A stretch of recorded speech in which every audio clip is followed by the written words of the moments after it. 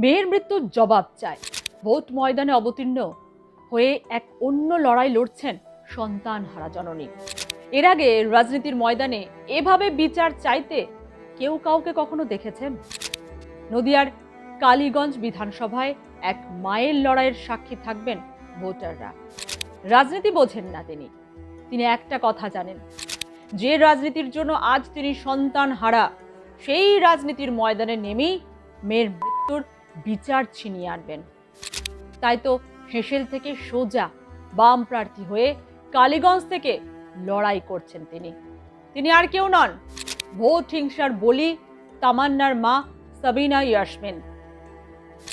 কালীগঞ্জে ভোটাররা কি এক সন্তানহারা মায়ের পাশে থাকবেন, নাকি তৃণমূল সুপ্রিমো মমতা বন্দ্যোপাধ্যায়ের জনপ্রিয়তায় হারিয়ে যাবে সব আবেগ?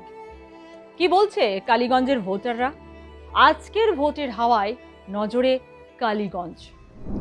ছোট্ট মেয়েটা সাজতে ভালোবাসত, ফুটফুটে প্রাণবন্ত মেয়েটাকে মনের মতো করে সাজাতেন সাবিনা। কিন্তু ভাগ্যের কি পরিহাস দেখুন, অকালে ঝরে গেল ফুলের মতো মেয়েটার জীবন। রাজনীতির নোংরা প্রতিহিংসা শেষ করে দিল মেয়েটাকে।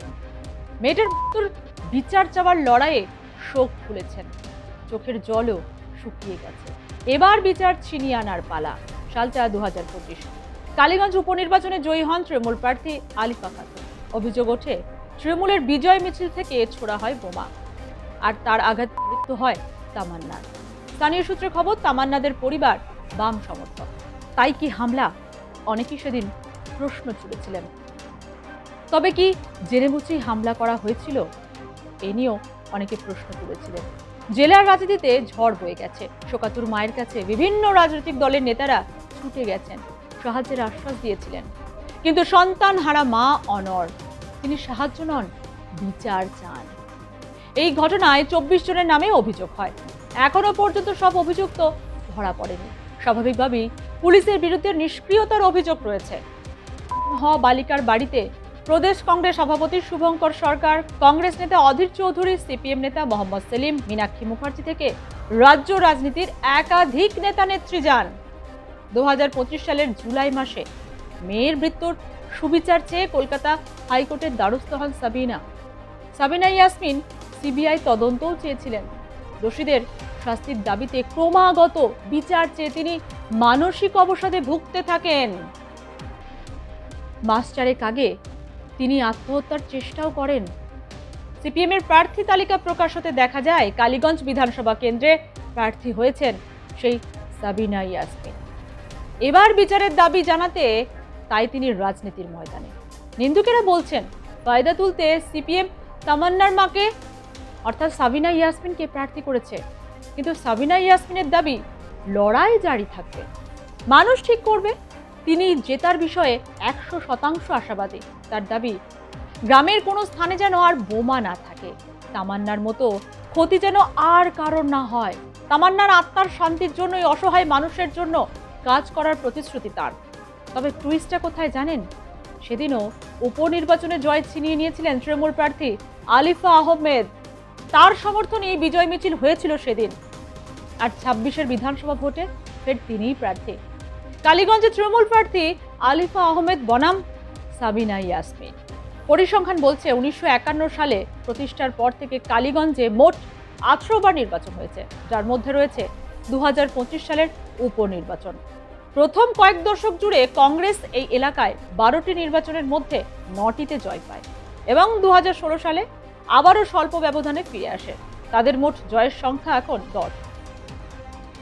আরএসপি 4 বার জয়ী হয়েছে, 1977, 1982 সালে টানা 2 বার এবং পরে 2001 ও 2006 সালে। 1971 সালে একবার একজন নির্দল প্রার্থী জয়লাভ করেন। গত এক দশকে তৃণমূল কংগ্রেস কালীগঞ্জে প্রধান শক্তি হিসাবে উঠে এসেছে।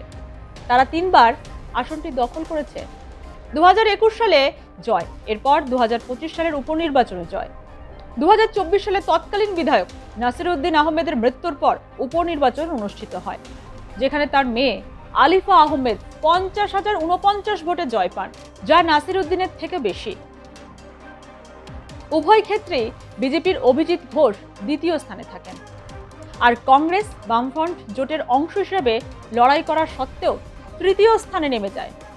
ফলে কালীগঞ্জে প্রধান বিরোধী শক্তি হিসেবে বিজেপির উত্থান স্পষ্ট হয়েছে। তৃণমূলের সঙ্গে তাদের ব্যবধান এখনো অনেকটাই। লোকসভা ফলাফলেও একই প্রবণতা দেখা গেছে।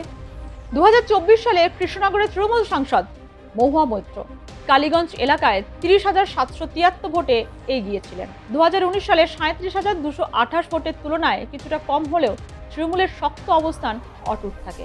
বিজেপি আবারও দ্বিতীয় অবস্থান ধরে রাখে। তবে ব্যবধান কমাতে এখনো বড় চ্যালেঞ্জ রয়েছে। বামেরা চাইছে এই অবস্থানই বদল আনতে, তাই তামান্নার মাকে প্রার্থী করে ভোট টানার চেষ্টা চালাচ্ছে বামেরা।